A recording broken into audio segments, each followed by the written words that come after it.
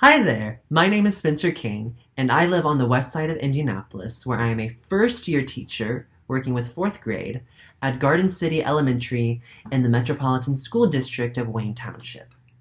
One of the things I love about what I do is that not only are all of my kids amazing and wonderful in so many different ways, but all of my kids come from different backgrounds, different cultures, different experiences, and they're able to bring those into the classroom to make it such an exciting atmosphere of learning that goes beyond the typical mathematics, reading, writing, and so forth.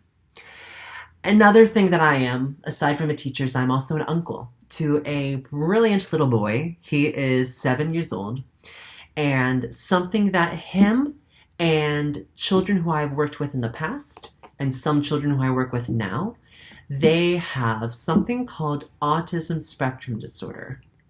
Now, given where we are in time, I feel that the conversation with autism has opened up and more people are aware that it exists, but there's still a lot of questions about what it is and how it presents itself in different people.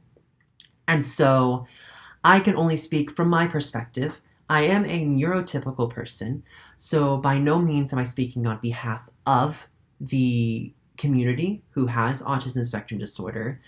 I'm speaking on my experiences and what I know and understand based on what I have seen and what I have learned from people who have autism spectrum disorder. So with these examples that I use, I'm mainly going to be using my nephew because I feel that he is who I'm around the most, and he is who I have seen grow up and become this wonderful little boy who has autism spectrum disorder.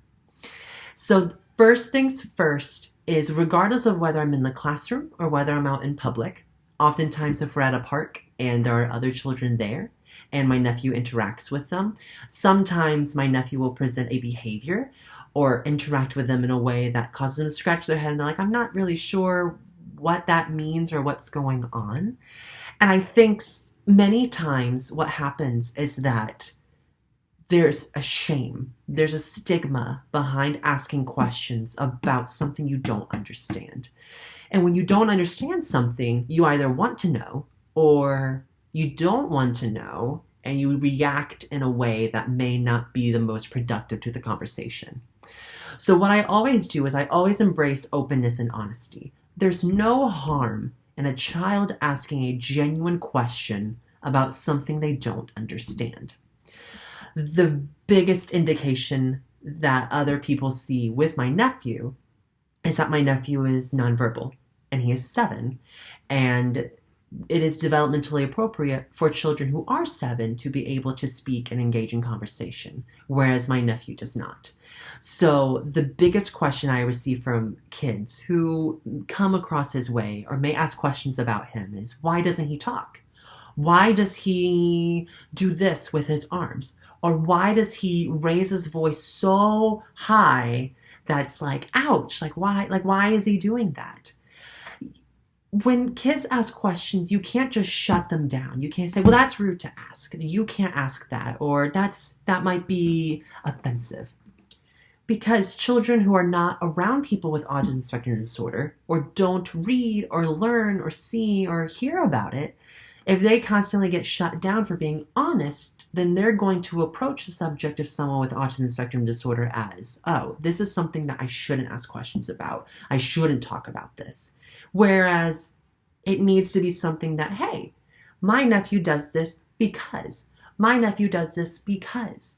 And just answering that question so kids can see, oh, okay, that makes sense. Or now I understand moving forward as I continue to play or interact with this other person. Another popular analogy that I use is gaming systems. Kids know gaming systems. And oftentimes what I will say is, would you ever try to put a PlayStation 4 disc inside of an Xbox? And they go, no, that's not compatible. Exactly. It's not compatible.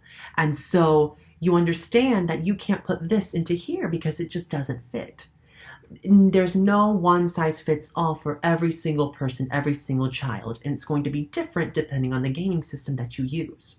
A lot of kids seem to understand that analogy and seem to be able to translate that to children who have autism spectrum disorder or just have a difference in comparison to them.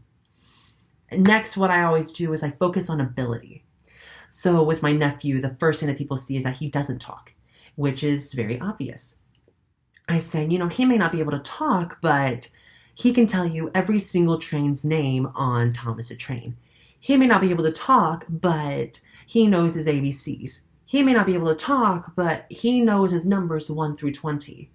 And so I'm not focusing on what he can't do or what hinders him because of autism spectrum disorder. But I acknowledge that he has this disorder, but he's still able to do all these great things while he has it. He's not completely deficient because of his autism. It's just a part of who he is, and it changes how he goes about the world and how he understands things and how he interprets things. And autism can manifest itself in so many different ways. There are some people with autism who are very verbal. There are some people with autism who essentially not every single person who has autism is the exact same. My nephew has autism. It's not like some of the students I work with who have autism. They're different, but the main understanding is that they are neurodiverse. And because they're neurodiverse, there needs to be an understanding that because there's some diversity there, they're still able to play with and be a part of activities with neurotypical children.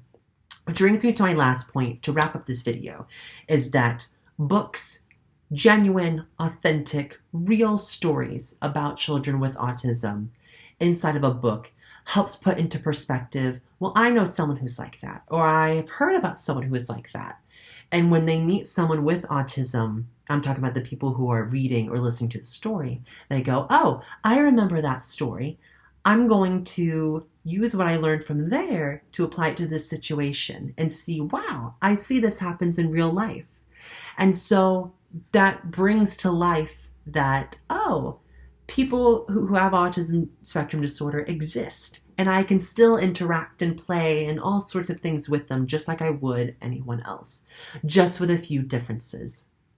And so I know there's so much more I can talk about, but I know there are many other videos about many other important topics, but I just wanted to share my experience about who I know and who I have worked with that has autism spectrum disorder. And so what I will end this video with is a list of books I don't have with me because they're in my classroom, but they're really good books that if you are able to get your hands on them, I highly encourage you to do so. The first book is called Andy and His Yellow Frisbee by Mary Thompson. The second book is A Friend Like Simon by Katie Gaynor. The third is Leah's Voice by Lori Demonia. The fourth is My Brother Charlie by Holly Robinson Peete and Ryan Elizabeth Peete. The fifth is Noah Chases the Wind by Michelle Worthington. And then lastly is Tacos Anyone? Or Alguien Quiere Tacos by Marvie Ellis. And what I love about these books is that the last one is bilingual, and so I'm able to read that book with my children whose primary language is Spanish. And then the other books have different kids with autism. They have children of color, they have boys, they have girls, they have children from lower socioeconomic backgrounds to higher socioeconomic backgrounds, because autism does not affect just a specific population. It can affect anyone. And so you want to understand that kids who have autism come from multiple backgrounds. Thank you so much for watching, and I hope you learned just a little something about autism spectrum disorder from this video. Thank you for watching.